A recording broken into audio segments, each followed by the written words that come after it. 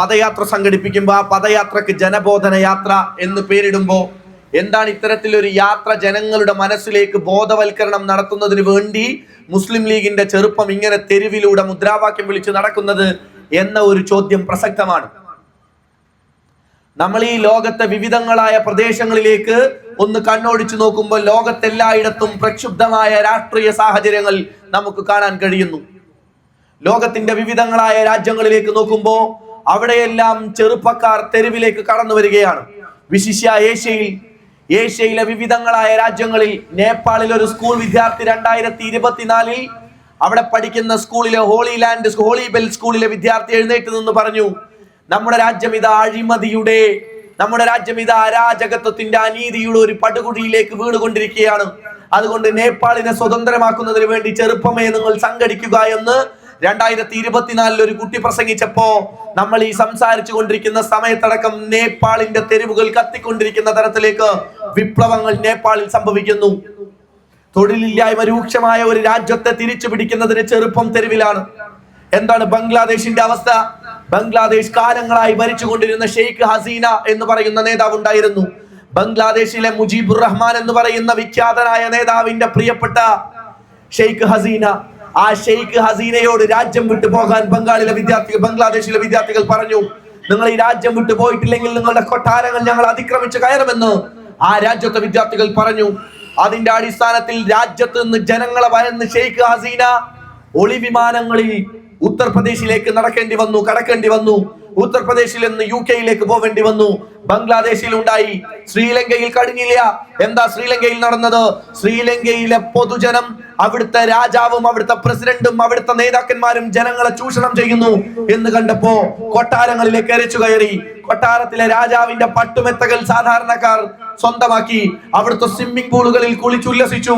ഞങ്ങളുടെ നാട് ഒരു നേതാവിന്റെയും മുന്നിൽ മുട്ടുമടക്കില്ല എന്ന് പറഞ്ഞ് ശ്രീലങ്കയിൽ ഇത്തരത്തിലുള്ള വിപ്ലവങ്ങൾ ഉണ്ടായി.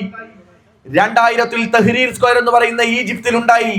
എന്നാൽ ലോകത്തെല്ലായിടത്തും അക്രമകാരികളായ അധികാരികളോട് പടവട്ടാൻ, കലഹിക്കാൻ തയ്യാറായ ഒരു യുവജന സമൂഹമാണ്, ഒരു രാഷ്ട്രീയ പ്രബുദ്ധതയാണ് ആ രാജ്യത്തെ ജനാധിപത്യത്തെ, ആ രാജ്യത്തെ ജനങ്ങളുടെ അവകാശത്തെ തിരിച്ചു കൊണ്ടുവരാൻ സാധിച്ചത്. ഇന്ത്യ ഇന്ന് അത്തരത്തിലൊരു വലിയ വെല്ലുവിളി നേരിട്ട് കൊണ്ടിരിക്കുകയാണ്. ഞാൻ നിങ്ങളോട് സംസാരിക്കുമ്പോ ഈ രാത്രിയുടെ ഏകാന്തതയിൽ മെഡിറ്ററേനിയൻ കടലിലൂടെ കടന്നു പോകുന്ന 50 കപ്പലുകളെ കുറിച്ച് എനിക്ക് നിങ്ങളോട് പറയണമെന്നുണ്ട്. 50 ചെറുകപ്പലുകൾ അല്ലെങ്കിൽ 50 ചെറുവഞ്ചികൾ 2025 ഓഗസ്റ്റ് മാസത്തിന്റെ അവസാനത്തിൽ ഈ ലോകത്തിന്റെ മുന്നിലേക്ക് മനോഹരമായ ഒരു മുദ്രാവാക്യം ഉയർത്തിപ്പിടിച്ച് മാനുഷികതയ്ക്ക് വേണ്ടി പടവെട്ടി ഇറങ്ങിയ കുറച്ചു ചെറുപ്പക്കാരുടെ പോരാട്ടത്തെ കുറിച്ച് എനിക്ക് നിങ്ങളെ ഓർമ്മിപ്പിക്കേണ്ടതുണ്ട്. എന്താണ് മെഡിറ്ററേനിയൻ സീയിലേക്ക് സ്പെയിൻ ഭരണകൂടത്തിന്റെ അനുമതിയോടുകൂടി ഇറങ്ങിത്തിരിച്ച കപ്പലിൽ ഉണ്ടായിരുന്ന 50 പേർ പറഞ്ഞത്? അവർ പറയുന്നത് ഇങ്ങനെയാണ്: ലോകത്തെ ഏറ്റവും വലിയ അക്രമം നടക്കുകയാണ്. ഗാസ മുനമ്പിലെ മനുഷ്യരിത കൊല ചെയ്യപ്പെടുകയാണ്. പിഞ്ചുകുട്ടികളുടെ കഴുത്തറുക്കുകയാണ്. അമ്മമാരുടെ ഗർഭപാത്രത്തിലേക്ക് ബോംബ് വലിച്ചെറിയുകയാണ്. മനുഷ്യരെ കൊന്നുതള്ളുകയാണ്. അത് കണ്ട് ഇസ്രയേലും നെതന്യാഹുവും IDF-ഉം വല്ലാത്ത സന്തോഷത്തിൽ, വല്ലാത്ത അക്രമത്തിന്റെ ചിരിച്ചിരിക്കുമ്പോ, മനുഷ്യരിങ്ങനെ നിലവിളിക്കുമ്പോ, മനുഷ്യരിങ്ങനെ കരയുമ്പോ, പിഞ്ചു പൈതങ്ങളുടെ തലയോട്ടികൾ ഇസ്രായേൽ പട്ടാളം കൊത്തിക്കരിഞ്ഞു കൊണ്ടുപോകുമ്പോ അതിനെതിരെ പ്രതികരിക്കാതെ നിലനിൽക്കാൻ കഴിയില്ല എന്ന് പറഞ്ഞ് ലോകത്തിലെ വിവിധങ്ങളായ രാജ്യങ്ങളിൽ നിന്ന് മനുഷ്യർ പുറപ്പെടുകയാണ്. മെഡിറ്ററേനിയൻ കടലിലേക്ക് ആ കപ്പലുകൾ ഇറങ്ങിത്തിരിച്ചപ്പോ ഇസ്രായേലി ഡിഫൻസ് ഫോഴ്സ് IDF ആ ചെറുപ്പക്കാരെ തടയാൻ ശ്രമിച്ചു. അവർക്ക് നേരെ വലിയ രീതിയിലുള്ള ആക്രമണങ്ങൾ ഉണ്ടാക്കി, അവരെ ഉപരോധത്തിൽ ഏർപ്പെടുത്തി. അവർക്ക് നേരെ ആക്രമണം ഉണ്ടായി. അവരുടെ കൈകൾ മുകളിലേക്ക് കെട്ടി ജീവൻ അവസാനിപ്പിക്കുമെന്ന് അവിടുത്തെ പട്ടാളക്കാർ ഭീഷണിപ്പെടുത്തി.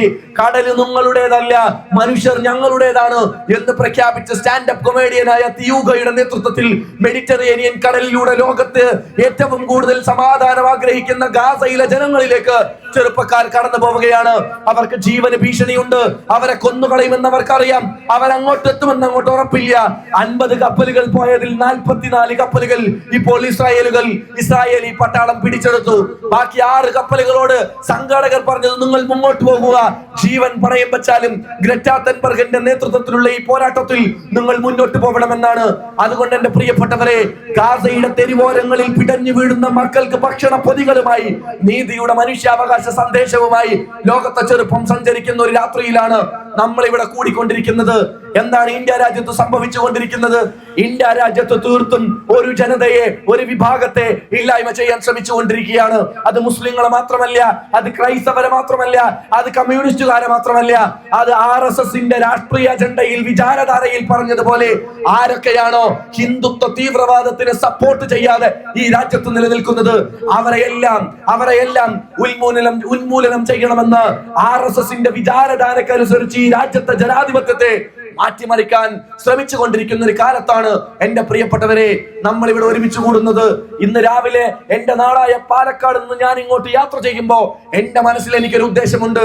ഈ രാജ്യത്തെ ഓരോ മണൽത്തരികൾ പോലും, ഈ രാജ്യത്തെ ഓരോ സാധാരണക്കാരൻ പോലും 5-6 മണിക്കൂർ യാത്ര ചെയ്ത് ഞാൻ വരുമ്പോ ഞാൻ എന്റെ മനസ്സിലെടുക്കുന്ന തീരുമാനം, ഈ രാജ്യത്തെ ഓരോ മനുഷ്യരോടും ഈ രാജ്യത്ത് എന്ത് സംഭവിക്കുന്നു എന്ന് നമ്മൾ പറഞ്ഞു കൊടുക്കേണ്ടതുണ്ട്.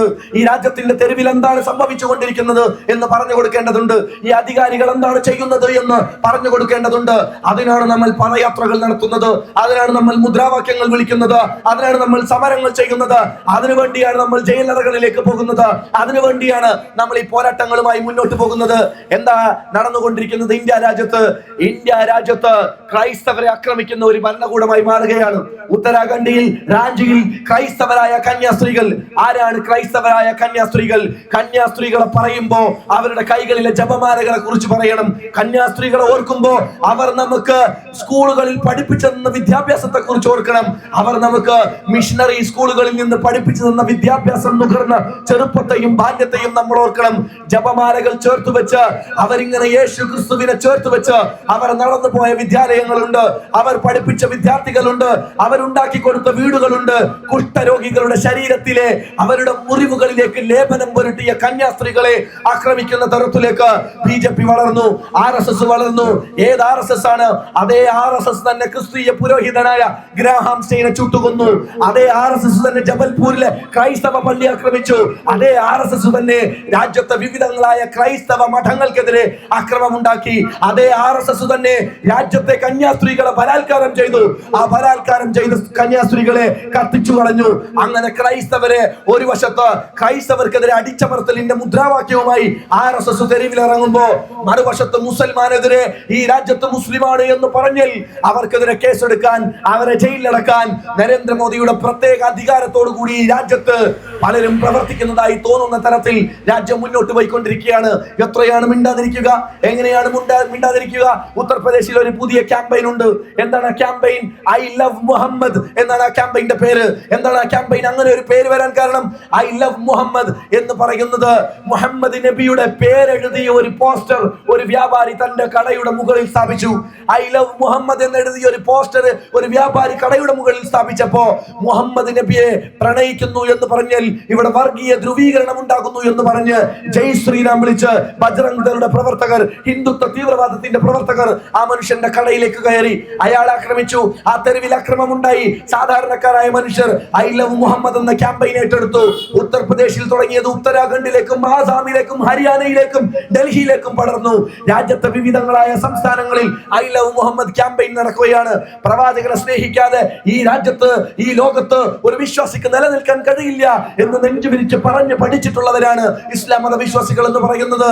ശ്രീകൃഷ്ണനെ, ശ്രീരാമകൃഷ്ണ പരമഹംസനെ എങ്ങനെയാണോ ഹിന്ദു മതത്തിലെ വിശ്വാസികൾ സ്നേഹിക്കുന്നത്, ശിവഭഗവാനെ എങ്ങനെയാണോ സ്നേഹിക്കുന്നത്, അത് അവരുടെ വിശ്വാസത്തിന്റെ ഭാഗമാണ് എന്നുള്ളത് പോലെ തന്നെ ക്രൈസ്തവരായ മനുഷ്യർ എങ്ങനെയാണ് യേശു ക്രിസ്തുവിനെ, മറിയത്തിന്റെ പ്രിയപ്പെട്ട ഉണ്ണിയേശുവിനെ എങ്ങനെയാണോ സ്നേഹിക്കുന്നത്, അതുപോലെ തന്നെ മുഹമ്മദിനെ സ്നേഹിക്കാൻ, മുഹമ്മദിനെ ചേർത്ത് വെക്കാൻ ഈ രാജ്യത്തിലെ ആർട്ടിക്കിൾ 21 ക്ലോസ് എ ഈ രാജ്യത്തെ ജനങ്ങൾക്ക് to preach, profess and practise religion, ഏതൊരു മനുഷ്യനും സ്വന്തം മതത്തിൽ വിശ്വസിക്കാൻ അവകാശമുണ്ട് എന്നെഴുതി തീർത്ത ഭരണഘടന നിലനിൽക്കുമ്പോൾ തന്നെയും അത് പാടില്ല എന്ന് RSS പറയുമ്പോ, അത് പാടില്ല എന്ന് ബജ്റംഗ് ദൾ പറയുമ്പോ, അത് പാടില്ല എന്ന് യോഗി ആദിത്യനാഥ് പറയുമ്പോ, യോഗി ആദിത്യനാഥ് അല്ല, ബജ്റംഗ് ദൾ അല്ല, RSS അല്ല, സാക്ഷാൽ ഫറാവുൻ വിചാരിച്ചാലും, സാക്ഷാൽ ഡൊണാൾഡ് ട്രംപ് വിചാരിച്ചാലും, ഞങ്ങളുടെ ഹൃദയത്തിന്റെ മാണിക്യ കൊട്ടാരത്തിൽ വിശ്വാസികളായ പരോലക്ഷം മനുഷ്യരുടെ ഹൃദയത്തിലുള്ള മദീന മുനവ്വറയിൽ അന്തിയുറങ്ങുന്ന മുത്തു മുഹമ്മദ് നബിയെ സ്നേഹിക്കാതിരിക്കാൻ ഞങ്ങൾക്ക് കഴിയില്ല. അത് ഞങ്ങളുടെ പ്രത്യയശാസ്ത്രത്തിന്റെ ആഴത്തിലുള്ള വിശ്വാസമാണ് എന്നുറക്കെ പറയാൻ മടി പിടിച്ച് മാറി നിൽക്കാൻ കഴിയാത്ത ഒരു സാഹചര്യത്തിലാണ് തെരുവിലേക്ക് ഐ ലവ് മുഹമ്മദ് ക്യാമ്പയിൻ ഉണ്ടാകുന്നത്. ഈ ക്യാമ്പയിനെതിരെ ഉത്തർപ്രദേശിലെ മുഖ്യമന്ത്രി യോഗി ആദിത്യനാഥ് എന്താ പറഞ്ഞത്? യോഗി ആദിത്യനാഥ് പറയുന്നു, ആരെങ്കിലും ഇത്തരത്തിലൊരു ക്യാമ്പയിനുമായി കടന്നു വന്നാൽ അവർക്കെതിരെ അവരെ തുറങ്കലടക്കുന്ന, അവരെ ജയിലടക്കുന്ന രീതിയിലുള്ള പ്രവർത്തനങ്ങൾ ഞങ്ങൾ നടത്തുമെന്ന് പറയുകയാണ്. എന്റെ പ്രിയപ്പെട്ടവരെ, ഏത് ഇന്ത്യയാണിത്? ഏത് ഇന്ത്യയാണ്? ഗാന്ധി ജയന്തി ദിനത്തിൽ നമ്മൾ നിൽക്കുമ്പോ ലോക സമസ്ത സുഖിനോ ഭവന്തു എന്ന് ലോകത്തിന്റെ വിവിധങ്ങളായ ഇടങ്ങളിലൂടെ പോയി സഞ്ചരിച്ച അഹിംസാ സിദ്ധാന്തത്തെ മനുഷ്യർക്ക് പരിചയപ്പെടുത്തി കൊടുത്ത ഗാന്ധി ഉണ്ടല്ലോ, ആ ഗാന്ധിയുടെ ഇന്ത്യയാണ്. ആ ഗാന്ധിയുടെ ഘാതകർ ഇന്ത്യയെ ഭരിക്കുമ്പോ അവർ ഇന്ത്യയെ വർഗീയമായി ചിത്രീകരിക്കാൻ ശ്രമിക്കുകയാണ്. ഇത്തരത്തിൽ വർഗീയത കൊണ്ട് ഓട്ടയടക്കുന്ന ഒരു സംവിധാനമായി BJP സർക്കാർ മാറുന്ന കാലത്ത് അവർക്കെതിരെ പ്രതികരിക്കാൻ പുതിയ തലമുറക്ക് ഉത്തരവാദിത്തമുണ്ട് എന്ന ബോധവൽക്കരണത്തിന്റെ ഭാഗം തന്നെയാണ് ലീഗ് നടത്തുന്ന ഇത്തരം ജാഥകൾ എന്ന് പറയുന്നത്. നമുക്ക് ഓടി ഒളിക്കാൻ കഴിയില്ല. എങ്ങനെയാണ് നമുക്ക് ഓടി ഒളിക്കാൻ കഴിയുക? ഈ രാജ്യത്തെ പ്രധാനമന്ത്രിയായിരുന്ന ഒരു മനുഷ്യൻ, ആ പ്രധാനമന്ത്രിയുടെ പ്രിയപ്പെട്ട മകൻ എന്ന് നമ്മൾ പറയുന്ന, അച്ഛൻ പ്രധാനമന്ത്രിയായ, മുത്തശ്ശി പ്രധാനമന്ത്രിയായ ഒരു മനുഷ്യൻ, ഈ രാജ്യത്തെ ഏറ്റവും മികച്ച പ്രതിപക്ഷ പാർട്ടിയുടെ പ്രതിപക്ഷ ലീഡർ എന്ന് നമ്മൾ പറയുന്ന ഒരു നേതാവ്, ആ നേതാവിനെ മലയാളി ടെലിവിഷൻ ചാനലിന്റെ മുന്നിൽ വന്നിരുന്ന് രാഹുൽ ഗാന്ധിയുടെ നെഞ്ചത്തേക്ക് വെടിവെക്കണമെന്ന് BJP നേതാവ് പ്രിന്റ് വിളിച്ചു പറയുമ്പോ അതിനെ സപ്പോർട്ട് ചെയ്യുന്ന തരത്തിലേക്ക് രാജ്യം നീങ്ങുമ്പോ, അതിനെ അംഗീകരിക്കുന്ന തരത്തിലേക്ക് ഭരണാധികാരികൾ നീങ്ങുമ്പോ, അതിനെ അംഗീകരിക്കുന്ന തരത്തിലേക്ക് കേരളത്തിലെ സർക്കാർ നീങ്ങുമ്പോ, അങ്ങനെ എല്ലാവർക്കും നേരെയും വധഭീഷണി മുഴക്കുന്ന, എല്ലാവരുടെ നെഞ്ചിലേക്കും വെടിയുണ്ടകൾ വെച്ചുകൊടുക്കുമെന്ന് പറയുന്ന ഒരു സർക്കാരിനെതിരെ, ഒരു സംവിധാനത്തിനെതിരെ വിഴിച്ചു നിൽക്കാതെ, പേടിച്ചു നിൽക്കാതെ തെരുവിലേക്ക് സമരവുമായി ഇറങ്ങി വരേണ്ടതും ജനാധിപത്യ ഇന്ത്യയെ തിരിച്ചു പിടിക്കേണ്ടതും നമ്മുടെ ഉത്തരവാദിത്തമാണ്. ആ ഉത്തരവാദിത്തത്തിന്റെ ഭാഗം തന്നെയാണ് തെരഞ്ഞെടുപ്പുകൾ, ആ ഉത്തരവാദിത്വത്തിന്റെ ഭാഗം തന്നെയാണ് പൊതുയോഗങ്ങൾ, ആ ഉത്തരവാദിത്വത്തിന്റെ ഭാഗം തന്നെയാണ് നിങ്ങളുടെ ഫേസ്ബുക്കിൽ നിങ്ങൾ എഴുതുന്ന 2 വരി, നിങ്ങളുടെ വാട്സപ്പിൽ നിങ്ങൾ എഴുതുന്നത്, നിങ്ങളുടെ താഴേക്കടയിൽ ഒരു മനുഷ്യനോട് 2 വോട്ട് ചോദിക്കുന്നത്, നിങ്ങളുടെ അയൽപ്പക്കക്കാരനോട് 2 വാക്ക് സംസാരിക്കുന്നത്, അതെല്ലാം അതിന്റെ ഭാഗം തന്നെയാണ് എന്ന് തിരിച്ചറിയാൻ നമുക്ക് കഴിയേണ്ടതുണ്ട്. അങ്ങനെ കഴിയുമ്പോഴാണ്, അങ്ങനെ മനസ്സിലാക്കുമ്പോഴാണ് ഈ രാജ്യത്ത് ഇനിയൊരു ഭരണ സംവിധാനത്തിലേക്ക് നമുക്ക് കടന്നു വരാൻ കഴിയൂ. എന്താ വർത്തമാന കേരളത്തിലെ പുതിയ തദ്ദേശ സ്വയംഭരണ സ്ഥാപനങ്ങളുടെ തെരഞ്ഞെടുപ്പുകൾ നടക്കുമ്പോൾ എന്താ നടക്കാൻ വേണ്ടി പോകുന്നത്? നമ്മൾ കൃത്യമായി മനസ്സിലാക്കേണ്ട ചില കാര്യങ്ങളുണ്ട്. എല്ലായിടത്തും തെരഞ്ഞെടുപ്പിന്റെ അലയൊലികളിലേക്ക് കടക്കുമ്പോ ഇടതുപക്ഷം ഒരു സന്ദേശം നമുക്ക് മുന്നിൽ വെച്ചു. അവർ അയ്യപ്പ സംഗമം നടത്തുകയാണ്. അയ്യപ്പ സംഗമം നടത്തുന്നതിന് നമ്മൾ ആരും എതിരല്ല. അയ്യപ്പ വിശ്വാസികളോട് ചേർന്ന് നിൽക്കുന്നവരാണ് നമ്മൾ. സ്വാമിയെ ശരണമയ്യപ്പ എന്ന നവാക്ഷര ഗീതങ്ങൾ പറയുന്ന ഒരു സ്വാമിയെ ചേർത്ത് വെക്കുന്നവരാണ് ഓരോ മുസ്ലിം ലീഗുകാരനും. അവരങ്ങനെ ശബരിമലയിലേക്ക് പോകുമ്പോൾ കല്ലും മുള്ളും കാലിക്കുമെത്ത എന്നവർ വിളിച്ചു പറയുമ്പോൾ അവരുടെ വിശ്വാസത്തെ ഓർക്കുന്നവരാണ്. പ്രഭാതത്തിൽ കോഴി കൂവുന്നതിന് മുമ്പ് അമ്പലക്കുളത്തിലേക്ക് കുളിക്കാൻ പോകുന്ന സ്വാമിയോട് ബഹുമാനമുള്ളവരാണ്. സ്വാമി തിരിച്ചു വരുമ്പോ കൊണ്ടുവന്ന് അരവണ ഓരി വെച്ച് കഴിക്കുന്നവരാണ് കേരളത്തിലെ ജനാധിപത്യ വിശ്വാസികൾ എന്ന് പറയുന്നത്. എന്നാൽ അയ്യപ്പ സംഗമം നടത്താൻ CPM തീരുമാനിക്കുമ്പോ അയ്യപ്പ സംഗമത്തിന്റെ ഉദ്ദേശത്തെ കുറിച്ച് ഞങ്ങൾക്ക് ചില സംശയങ്ങളുണ്ട്. എന്താ സംശയത്തിന് കാരണം? അയ്യപ്പ സംഗമം നടത്തേണ്ടത് കമ്മ്യൂണിസ്റ്റ് പാർട്ടിയാണോ? അങ്ങനെയെങ്കിൽ ഒരു സർക്കാരാണോ അയ്യപ്പ സംഗമം നടത്തേണ്ടത്? അത് ഉദ്ഘാടനം ചെയ്യേണ്ടത് ഒരു മുഖ്യമന്ത്രിയാണോ? ഇനി പോട്ടെ, അങ്ങനെ ഒരു മുഖ്യമന്ത്രി അതിനുവേണ്ടി VN വാസവന്റെ നേതൃത്വത്തിൽ മന്ത്രിസഭ പ്രത്യേക അയ്യപ്പ സംഗമം നടത്തുന്നുവെങ്കിൽ അതിലേക്ക് കൊണ്ടുവരേണ്ട അതിഥിയുടെ പേര് നിങ്ങൾ ആ പള്ളിക്കാട്ടിലേക്ക് നോക്കൂ. അസർ ബാങ്ക് വിളിക്കുന്ന പള്ളിയുടെ മിനാരങ്ങളിലേക്ക് ചൂണ്ടിക്കാണിക്കൊണ്ട് ഉത്തർപ്രദേശിലെ മൈതാനിയിൽ ആ പള്ളിക്കാട്ടിൽ കിടക്കുന്ന മൈലാഞ്ചി ചെടികൾക്ക് താഴെയുള്ള മരിച്ചു കിടക്കുന്ന മൃതദേഹങ്ങളായ സ്ത്രീകളുടെ ശരീരങ്ങൾ പുറത്തെടുത്ത് നിങ്ങൾ അവരെ ബലാത്കാരം ചെയ്യൂ എന്ന് പ്രഖ്യാപിച്ച് പ്രസംഗിച്ച യോഗി ആദിത്യനാഥില്ലേ, ആ യോഗി ആദിത്യനാഥാണോ അവരുടെ മതേതരത്വത്തെ ചേർത്ത് പിടിക്കുന്ന അയ്യപ്പന്റെ സംഗമത്തിന് ഉദ്ഘാടനത്തിന് വരേണ്ട വ്യക്തി എന്നാണോ കമ്മ്യൂണിസ്റ്റ് പാർട്ടി വിശ്വസിക്കുന്നത്? അതാണോ പിണറായി വിജയന്റെ നിലപാട്? അതാണോ കേരളത്തിലെ ഇടതുപക്ഷത്തിന്റെ നിലപാട് എന്ന് ഞങ്ങൾക്ക് അറിയണമെന്നുണ്ട്. ആരാണ് കേരളത്തിലെ ശബരിമലയെ ഇത്രമേൽ വലിയ പ്രയാസങ്ങളിലേക്ക് നയിച്ചത്? ആരാണ് ശബരിമലയിൽ പ്രശ്നമുണ്ടാക്കിയത്? ബിന്ദു അമ്മിനിയെ, ആരാണ് രഹ്ന ഫാത്തിമയെ കേരളത്തിൽ നിന്ന് ശബരിമലയിലേക്ക് പോലീസിന്റെ അകമ്പടിയോടെ കൊണ്ടുപോയത്? എന്തിന്റെ ആവശ്യമുണ്ടായിരുന്നു? വിശ്വാസികളുടെ നെഞ്ചത്തേക്ക് കത്തികുത്തി തറക്കുന്ന തരത്തിൽ എന്തിനാണ് ശബരിമലയെ കളങ്കപ്പെടുത്തിയത്? ആ കളങ്കപ്പെടുത്തിയ നിലപാട് നിങ്ങൾ നവോത്ഥാനം അതിൽ വെച്ച് ആദരിച്ച നിങ്ങൾ എന്താണ് ഇപ്പോൾ അയ്യപ്പ സംഗമം നടത്തുന്നത്? CPM-ൽ ഞങ്ങൾക്ക് സംശയമുണ്ട്. CPM-ന്റെ മതേതര മൂല്യങ്ങളിൽ ഞങ്ങൾക്ക് വലിയ രീതിയിലുള്ള സംശയമുണ്ട്. അവർ ചെയ്തുകൊണ്ടിരിക്കുന്നത് വർഗീയ ധ്രുവീകരണമാണ്. BJP കളിക്കുന്നത് ഡയറക്റ്റ് കളിയാണെങ്കിൽ CPM കളിക്കുന്നത് ഒളിച്ചു കടത്തലാണ്. വർഗീയത ഒളിച്ചു കടത്തുന്ന ഒരു വിഭാഗമായി ഇടതുപക്ഷം കേരളത്തിൽ മാറുന്നു എന്നുള്ളത് സങ്കടകരമായ ഒരു സത്യമാണ്. എന്റെ പ്രിയപ്പെട്ടവരെ, എന്താ നടന്നുകൊണ്ടിരിക്കുന്നത്? ഇപ്പൊ ഇതാ ഇലക്ഷൻ കമ്മീഷന്റെ പുതിയ തെരഞ്ഞെടുപ്പുമായി ബന്ധപ്പെട്ട വാർഡ് വിഭജനത്തിന്റെ കഥകൾ നിങ്ങൾ കേൾക്കണം, നിങ്ങൾ മനസ്സിലാക്കണം.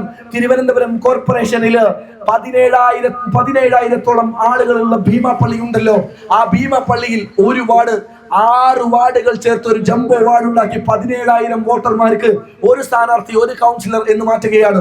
എന്നാൽ 3,200-3,000 മറ്റു കൗൺസിലുകളിൽ മറ്റാളുകൾക്ക് പ്രാതിനിധ്യമുണ്ട്. മുസ്ലിങ്ങൾ ഭൂരിപക്ഷമുള്ള പ്രദേശങ്ങളിൽ അവിടുത്തെ വാർഡുകൾ കൂട്ടി ഒന്നാക്കി ജംബോ വാർഡ് ഉണ്ടാക്കി അവിടെ ആ മുസ്ലിം പ്രതിനിധികളെ കേരളത്തിന്റെ തദ്ദേശ സ്വയംഭരണ സ്ഥാപനങ്ങളുടെ തലപ്പത്തേക്ക് കൊണ്ടുവരാതിരിക്കാൻ ശ്രമിക്കുമ്പോൾ അതിനെതിരെ പ്രതികരിക്കുക എന്നുള്ളത് ഞങ്ങളുടെ ഉത്തരവാദിത്തമാണ്. തിരുവനന്തപുരത്ത് മാത്രമല്ല, എന്താ കോഴിക്കോട് സംഭവിച്ചത്?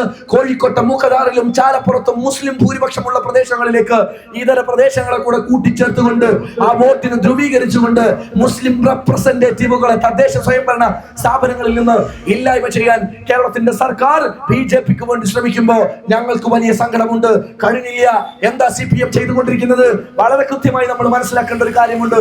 എന്നെ കേൾക്കുന്ന എല്ലാ ജനാധിപത്യ വിശ്വാസികളും തിരിച്ചറിയേണ്ട ഒരു കാര്യമുണ്ട്. ഈ CPM ഇത്തവണ ജയിക്കുക എന്നുള്ളത് BJP-യുടെ ആവശ്യമാണ്. BJP-യുടെ ആവശ്യമാണ് CPM ജയിക്കുക എന്നുള്ളത്. എന്തിനു വേണ്ടിയാണ് BJP ഇത്തവണ വോട്ട് മറിച്ചു കൊടുക്കുന്നത് എന്ന് നിങ്ങൾ കേൾക്കണം. ഒരൊറ്റ തവണ കൂടി കോൺഗ്രസ് കേരളത്തിൽ വന്നില്ലെങ്കിൽ കോൺഗ്രസ് ശിഥിലമാകുമെന്ന പഠനങ്ങളുണ്ട്. ആ പഠനത്തിന്റെ അടിസ്ഥാനത്തിൽ കോൺഗ്രസിന്റെ നേതാക്കന്മാരെ, ലീഗിന്റെ നേതാക്കന്മാരെ, UDF-ന്റെ നേതാക്കന്മാരെ ഇല്ലായ്മ ചെയ്യാൻ RSS-ന്റെ സഹായത്തോടു കൂടി കോൺഗ്രസ് CPM ശ്രമിക്കുന്നു എന്നുള്ളത് സങ്കടകരമായ ഒരു സത്യമാണ്. എന്താ അവർ ചെയ്യുന്നത്? CPM യോഗി ആദിത്യനാഥിന് വേദി കൊടുക്കുന്നു, CPM വെള്ളപ്പള്ളി നടേശന് വേദി കൊടുക്കുന്നു, CPM ഇതര രാഷ്ട്രീയ പാർട്ടികൾക്കപ്പുറത്ത് BJP-ക്ക് പ്രാധാന്യം കൊടുക്കുന്ന CJP ലെവലിൽ ഭരിക്കുന്നു. ഒറ്റത്തവണ കൂടി BJP CPM-നെ സപ്പോർട്ട് ചെയ്യും. അങ്ങനെ സപ്പോർട്ട് ചെയ്തു കഴിഞ്ഞാൽ പിണറായി വിജയൻ ഒരു 3ാം മുഖ്യമന്ത്രിയായി കേരളത്തിൽ കടന്നു വരും. അങ്ങനെ പിണറായി വിജയൻ അവസാനത്തെ ഒരു മുഖ്യമന്ത്രിയായി, CPM-ന്റെ അവസാനത്തെ മുഖ്യമന്ത്രിയായി പിണറായി വിജയൻ അവസാനിക്കും. അങ്ങനെ കഴിഞ്ഞാൽ കോൺഗ്രസ് ശിഥിലമാകുമ്പോൾ ആ ഗ്യാപ്പിലേക്ക് കേരളത്തിന്റെ മതേതരത്വത്തിന്റെ മൂല്യങ്ങൾ അടിച്ചമർത്തിക്കൊണ്ട് കടന്നു വരാൻ പോകുന്നത് BJP ആണ്. അതാണ് തന്ത്രം. അതിനുവേണ്ടിയാണ് മാധ്യമ മുതലാളിയായ രാജീവ് ചന്ദ്രശേഖർ എന്ന് പറയുന്ന ശാഖയിൽ പ്രവർത്തിക്കാത്ത BJP-യെ കുറിച്ച്, രാഷ്ട്രീയത്തെ കുറിച്ച് ഒരു ABCD അറിയാത്ത രാജീവ് ചന്ദ്രശേഖരനെ BJP-യുടെ സംസ്ഥാന പ്രസിഡന്റ് ആക്കുന്നത്. അതിനുവേണ്ടിയാണ് ചാനലുകൾ മുഴുവൻ CPM വിലക്ക് വാങ്ങുന്നത്. എന്താ CPM-ന്റെ പുതിയ തെരഞ്ഞെടുപ്പ് തന്ത്രം? നിങ്ങൾ ആലോചിച്ച് നോക്ക്. അവർക്ക് പറയാൻ ഒന്നുമില്ല. CPM-ന് കേരളത്തിൽ പറയാൻ ഒരു വികസനവുമില്ല. അവർ മെട്രോ കൊണ്ടുവന്നില്ല, അവർ വാട്ടർ മെട്രോ കൊണ്ടുവന്നില്ല, അവർ സ്മാർട്ട് സിറ്റികൾ കൊണ്ടുവന്നില്ല, അവർ എയർപോർട്ടുകൾ കൊണ്ടുവന്നില്ല. പകരം CPM-ന് എന്ത് പറയാനുണ്ട്?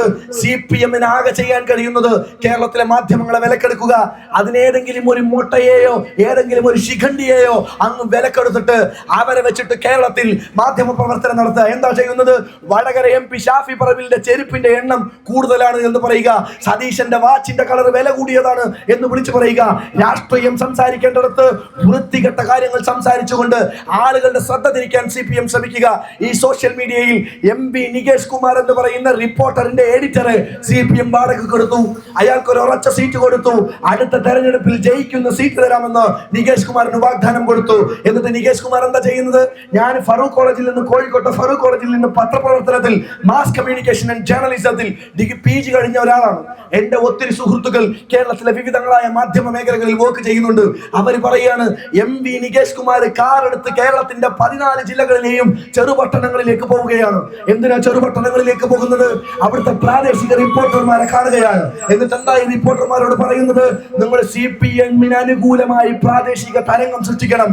തദ്ദേശ സ്വയംഭരണ തെരഞ്ഞെടുപ്പുകളിൽ ഇവിടെ കുറെ ചാനലുകൾ വന്നിട്ടുണ്ടാവും. ആ ലൈവ്, ഈ ലൈവ്, അവിടുത്തെ ലൈവ്, ഇവിടുത്തെ ലൈവ് എന്നൊക്കെ പറഞ്ഞ് കുറെ പ്രാദേശിക ചാനലുകൾ ഉണ്ടാകും. ഈ പ്രാദേശിക ചാനലുകളിൽ UDF കേരളത്തിനെതിരായ വാർത്തകൾ കൊടുക്കാൻ തീരുമാനിക്കുകയും അതിനുവേണ്ടി MP നികേഷ് കുമാർ കേരളത്തിന്റെ തെരുവിലൂടെ കാറെടുത്ത് ഓടുകയും ചെയ്യുകയാണ്. ഏതോ കേരളത്തിന്റെ പ്രമുഖമായ ഒരു ചാനലിൽ പ്രഭാതത്തിൽ വാർത്ത വായിക്കുന്ന അല്ല വർഗീയത പറയുന്ന അല്ല CPM-ന് കുഴലൂതുന്ന ഒരു മൊട്ടയുണ്ട്. ആ മൊട്ടയെ കുറിച്ച് പറയുന്നത് അയാൾക്ക് ഒരു ഉറപ്പിച്ച സീറ്റ് കൊടുത്തിട്ടുണ്ട് എന്നാണ്. അയാൾക്ക് ഒരു ഉറപ്പിച്ച സീറ്റ് കൊടുത്തതിന്റെ പേരിൽ അയാൾ നിരന്തരമായി വർഗീയ വിഷം പറയുക, അയാൾ നിരന്തരമായി ലീഗിനെതിരെ സംസാരിക്കുക, അയാൾ നിരന്തരമായി UDF-നെതിരെ സംസാരിക്കുക, അയാൾ VD സതീശനെയും PK കുഞ്ഞാലിക്കുട്ടിക്കുമെതിരെ സംസാരിക്കുക, അയാൾ ലീഗിന്റെ നേതാക്കന്മാരെ കരിവാരിത്തേക്കുക. സന്ദേശം സിനിമയിലെ ശങ്കരാടി വേലിൽ ഈ നാട്ടിലെ പാവപ്പെട്ട നേതാക്കന്മാരെ കരിവാരിത്തേക്കാൻ CPM ശ്രമിക്കുകയാണ്. അതിന് പെണ്ണ് കേസെങ്കിൽ പെണ്ണ് കേസ്, അതിന് കത്തിക്കുത്തെങ്കിൽ കത്തിക്കുത്ത്, അതിന് ബോംബെ മസാല എങ്കിൽ ബോംബെ മസാല എന്ന് പറഞ്ഞ് പൂട്ടിന് തേങ്ങ ഇടുന്നത് പോലെ കൊണ്ടുപോയി ഇത്തരത്തിലുള്ള പ്രവർത്തനങ്ങൾ നടത്തുന്ന ഒരു സംവിധാനമായി CPM മാറുക. രാഷ്ട്രീയം സംസാരിക്കാൻ ധൈര്യമുണ്ടോ CPM-ന്? കേരളത്തിലെ തെരുവോരങ്ങളിലെ 10,000-കണക്കിന് ജനത ഒരുമിച്ച് കേരളത്തിന്റെ മുഖ്യമന്ത്രിക്ക് നേർ വിരൽ ചൂണ്ടി ചോദിക്കുകയാണ്. CM വിത്ത് യു എന്നൊരു പ്രോഗ്രാം അവർ പുതിയതായി അവതരിപ്പിക്കാൻ പോവുക. എന്താ CM വിത്ത് യു എന്ന് പറഞ്ഞാൽ? മുഖ്യമന്ത്രി നിങ്ങളുടെ കൂടെയുണ്ട്. You can call at any time to your chief minister. നിങ്ങൾക്ക് ഏത് സമയത്തും നിങ്ങളുടെ മുഖ്യമന്ത്രിയെ വിളിക്കാം എന്ന് പറഞ്ഞ് CM വിത്ത് യു എന്ന് പറഞ്ഞ ഒരു പദ്ധതി. എന്താ പദ്ധതി? ഒരു ടോൾ ഫ്രീ നമ്പറാണ്. നിങ്ങൾക്ക് ആ നമ്പറിൽ മുഖ്യമന്ത്രിയെ വിളിക്കാം. പക്ഷെ മുഖ്യമന്ത്രി ഫോൺ എടുക്കൂല. പക്ഷെ പേര് CM വിത്ത് യു എന്നാണ്. എന്നാൽ CM വിത്തൗട്ട് യു എന്നാണ് എന്ന് ഞങ്ങൾക്ക് പറയേണ്ടി വരും. അങ്ങനെ വിളിക്കില്ല എന്ന് മാത്രമല്ല, ആ ഫോൺ മുഖ്യമന്ത്രി എടുക്കില്ല. എന്നിട്ട് നിങ്ങളുടെ പ്രശ്നങ്ങൾ പറയാമെന്നാണ്. ഇതൊക്കെ ഏത് പരിപാടിയാണെന്ന് ഞങ്ങൾക്കറിയാം. ഈ കേരളത്തിൽ ഒരു മനുഷ്യനുണ്ടായിരുന്നു. പുതുപ്പള്ളിയിൽ ഒരു സാധാരണ ഗ്രാമത്തിൽ നിന്ന് കേരളത്തിലെ മനുഷ്യരുടെ മനസ്സുകളിലേക്ക് യാത്ര ചെയ്ത ഒരു മനുഷ്യൻ, കിലോമീറ്ററുകൾ താണ്ടി ജനസമ്പർക്ക പരിപാടികൾ നടത്തിയ ഒരു മനുഷ്യൻ, രാത്രി 12 മണിക്കും 1 മണിക്കും സ്റ്റേജിൽ വട്ടം ചുറ്റിയ മനുഷ്യരുടെ പരാതി പേപ്പറുകൾ നെഞ്ചോട് ചേർത്ത് വെച്ച ഒരു മനുഷ്യനുണ്ടായിരുന്നു. അയാൾ ഈ തെരുവിലൂടെ സംഗമിച്ച് നടന്നുപോയി മനുഷ്യരുടെ ആവശ്യങ്ങൾ നടത്തിക്കൊടുത്തപ്പോ, അയാൾ കാരുണ്യത്തിന്റെ പേരിൽ കാരുണ്യ ഇൻഷുറൻസ് തുടങ്ങി രോഗികൾക്ക് ചികിത്സക്ക് ആവശ്യമായ ഫണ്ട് കൊടുത്തപ്പോ, അയാൾ ക്യാൻസർ രോഗികളെ സഹായിച്ചപ്പോ, അയാൾ കിഡ്നി രോഗികളെ സഹായിച്ചപ്പോ, അയാൾ വൃക്ക രോഗികളെ സഹായിച്ചപ്പോ, അയാൾ ചെവി കേൾക്കാത്ത കുട്ടികൾക്ക് വേണ്ടി കോക്ലിയർ ഇംപ്ലാന്റേഷനുകൾ നടത്തിയപ്പോ കേരളത്തിലെ മുഖ്യമന്ത്രി അതിനെ വിമർശിച്ച ഒരാളാണ്.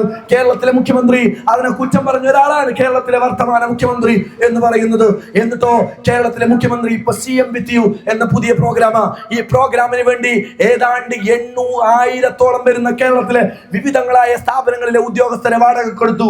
20 കോടി രൂപ PR വർക്കിൽ മുഖ്യമന്ത്രി പുതിയ വർക്ക് തുടങ്ങുകയാണ്. എന്താ വർക്കിന്റെ പേര്? CM with you.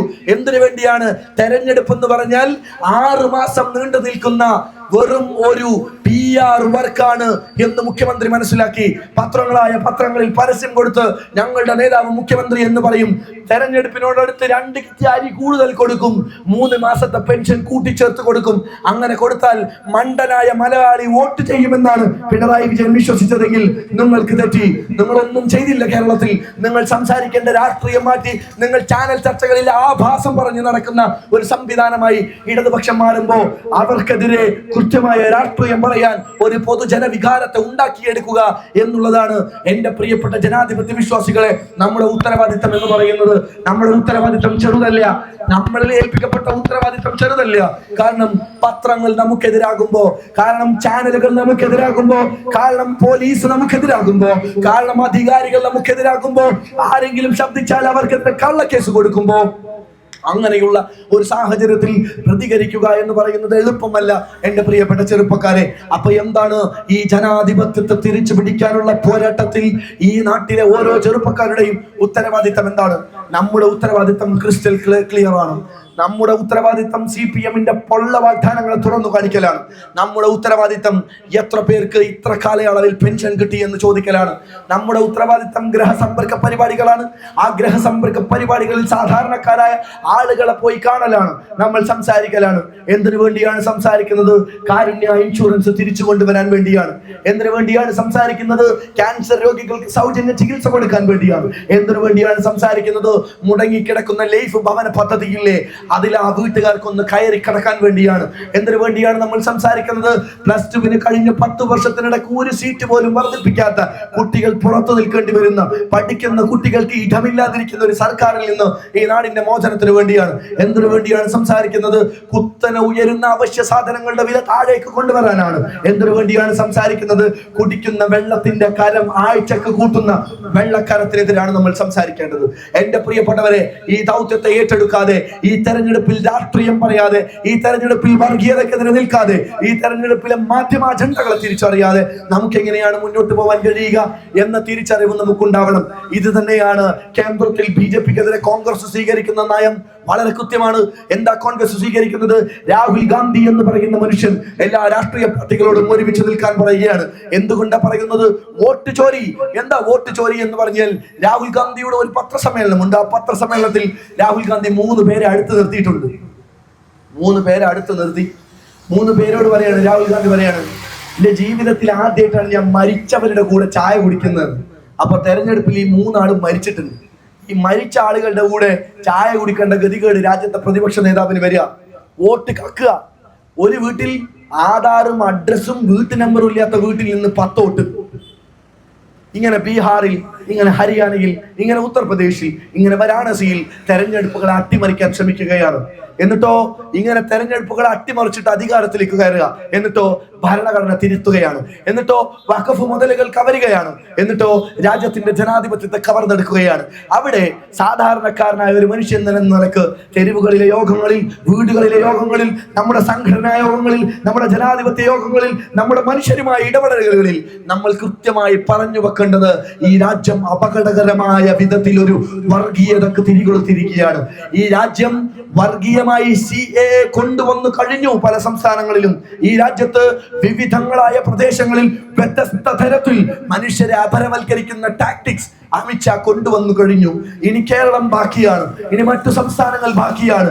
അവിടെയുള്ള നമ്മുടെ ജീവനെ തന്നെ ഇല്ലായ്മ ചെയ്യുന്ന തരത്തിൽ നിങ്ങളുടെ ആധാർ കാർഡുകൾ തേടി അവർ വരും, നിങ്ങളുടെ ഐഡന്റിറ്റി കാർഡുകൾ തേടി അവർ വരും, നിങ്ങളുടെ വാപ്പായുടെ പേര് ചോദിച്ചവർ വരും, വീണ്ടും രജിസ്റ്റർ ചെയ്യണമെന്ന് പറയും. നമ്മുടെ പാസ്പോർട്ടുകൾ അവർ കൂട്ടിക്കെട്ടും, നമ്മുടെ അവകാശങ്ങൾ അവർ ഇല്ലാതെയാക്കും. അതില്ലാതെയാക്കുന്നതിന് മുമ്പ് ഈ രാജ്യത്തെ തിരിഞ്ഞു പിടിക്കാൻ രാഹുൽ ഗാന്ധി ഇറങ്ങി തിരിച്ചു. അദ്ദേഹം കേരളത്തിൽ നിന്നല്ല, ഇന്ത്യയിലെ വിവിധങ്ങളായ സംസ്ഥാനങ്ങളിലൂടെ പോയി. ആരുടെ കൂടെയൊക്കെയാണ് പോകുന്നത്? ബീഹാറിലെ തെരഞ്ഞെടുപ്പിൽ രാഹുൽ ഗാന്ധി നിൽക്കുന്നത് അഖിലേഷ് യാദവിന്റെ കൂടെയാണ്. രാഷ്ട്രീയമായ അഭിപ്രായ വ്യത്യാസങ്ങൾക്ക് പുറത്ത് രാജ്യത്തിനു വേണ്ടി ഒരുമിച്ച് നിൽക്കാൻ തീരുമാനിച്ചു. അവൾ അഖിലേഷ് യാദവിനെ ചേർത്ത് പിടിച്ചു, ലാലു പ്രസാദ് യാദവിനെ ചേർത്ത് പിടിച്ചു, അദ്ദേഹത്തിന്റെ മകനെ ചേർത്ത് പിടിച്ചു, CPM-ന്റെ പോളിറ്റ് ബ്യൂറോ അംഗമായ സെക്രട്ടറിയായ പ്രിയപ്പെട്ട MA ബേബിയെ ചേർത്ത് പിടിച്ചു. എന്നിട്ട് ബീഹാറിലെ തെരഞ്ഞെടുപ്പിലേക്ക് ഒരു ഐക്യമുന്നണിയായി കടന്നു പോകുമ്പോ ഇന്ത്യ മുന്നണിയുടെ പ്രതിനിധിയായ കോൺഗ്രസിന്റെ പ്രസിഡന്റ് ഖാർഗെയുടെ ഫോൺ, രാജ്യത്തെ ഒരു MP-യുടെ ഫോൺ, രാജ്യത്തെ ഒരു മുതിർന്ന രാഷ്ട്രീയ പാർട്ടിയുടെ ദേശീയ പ്രസിഡന്റിന്റെ ഫോൺ ബീഹാറിലെ പോലീസ് വാങ്ങി. ഖാർഗെയെ തള്ളിയിടാൻ ശ്രമിച്ചു. ഖാർഗെയെ മാത്രമല്ല, MA ബേബിയുടെ ഫോൺ വാങ്ങി MA ബേബിയെ തള്ളിയിടാൻ ശ്രമിച്ചു. പപ്പു യാദവിനെയും ലാലു പ്രസാദ് യാദവിന്റെ മകനെയും അതുപോലെ തന്നെ രാഹുൽ ഗാന്ധിയെയും പ്രിയങ്ക ഗാന്ധിയെയും പോലീസും പട്ടാളവും വ്യത്യസ്ത തരത്തിലുള്ള ആക്രമണങ്ങൾക്ക് നേതൃത്വം കൊടുത്തു. രാഹുൽ ഗാന്ധിയെ കൊല്ലുമെന്ന് ഭീഷണിപ്പെടുത്തി, രാഹുൽ ഗാന്ധിയുടെ നെഞ്ചിലേക്ക് വെടിവെക്കുമെന്ന് ഭീഷണിപ്പെടുത്തി. എന്നിട്ടും തളരാതെ രാജ്യത്തിലെ ജനാധിപത്യത്തെ സംരക്ഷിക്കുന്നതിന് വേണ്ടി ഒരു മനുഷ്യൻ ഈ തെരുവിലൂടെ സഞ്ചരിക്കുമ്പോൾ, എന്റെ പ്രിയപ്പെട്ട ജനാധിപത്യ വിശ്വാസികളെ, നമ്മുടെ കുടുംബങ്ങളിലെ കല്യാണങ്ങൾക്കപ്പുറത്ത്, നമ്മുടെ വീട്ടിലെ ചടങ്ങുകൾക്കപ്പുറത്ത്, നമ്മുടെ ചുറ്റുപാടുകളിലെ ആഘോഷങ്ങൾക്കപ്പുറത്ത് ഈ രാജ്യത്ത് ഇതെല്ലാത്തിനും ഉപരി ഒരു ജനാധിപത്യമുണ്ട്. ആ ജനാധിപത്യത്തിന്റെ കോൺസ്റ്റിറ്റ്യൂഷൻ എന്ന് പറയുന്ന നമ്മുടെ ഭരണഘടന തകർന്നാൽ നമ്മളില്ല എന്ന് വിശ്വസിക്കാൻ നമുക്ക് കഴിയേണ്ടതുണ്ട്. ഗുജറാത്തിൽ 2000-ൽ നടന്ന കലാപങ്ങളെ കുറിച്ച് നമുക്ക് ഓർമ്മയുണ്ടാവേണ്ടതുണ്ട്. മുസഫർ നഗറിനെ കുറിച്ച് നമുക്ക് ഓർമ്മയുണ്ടാവേണ്ടതുണ്ട്. ജബൽപൂരിനെ, ബഗൽപൂരിനെ കുറിച്ച്, ഭീവണ്ടിയെ കുറിച്ച് നമുക്ക് ഓർമ്മയുണ്ടാവേണ്ടതുണ്ട്. കലാപങ്ങൾക്ക് കോപ്പ് കൂട്ടുന്നവർക്കെതിരെ ജനാധിപത്യമാണ് മറുപടി എന്ന് രാഹുൽ ഗാന്ധി പറഞ്ഞതുപോലെ, ആ മനുഷ്യന് കീഴിൽ ഈ രാജ്യത്തെ തദ്ദേശ സ്വയംഭരണ തെരഞ്ഞെടുപ്പുകളിൽ, ഈ രാജ്യത്തെ പഞ്ചായത്ത് ഇലക്ഷനുകളിൽ, ഈ രാജ്യത്തെ പൊതുയിടങ്ങളിൽ, ഈ രാജ്യത്തെ മണ്ഡലം തല ഇലക്ഷനുകളിൽ, ഈ രാജ്യത്തെ നിയമസഭാ തെരഞ്ഞെടുപ്പുകളിൽ നമ്മൾ ഒറ്റക്കെട്ടായി നിൽക്കണം. ഒരൊറ്റ മരക്കാടാവണം. നമ്മൾ ഒരുമിച്ച് പെയ്യണം. അതിൽ നമുക്ക് അഭിപ്രായ വ്യത്യാസങ്ങൾ ഉണ്ടാവാം. ദാസന് വോട്ട് ചെയ്യില്ല എന്ന് മുരളി പറയുന്നത് മുരളിയെ കണ്ടപ്പോ ദാസൻ ചിരിച്ചില്ല എന്നതിന്റെ പേരിലാകും. വേലായുധന് വോട്ട് ചെയ്യില്ല.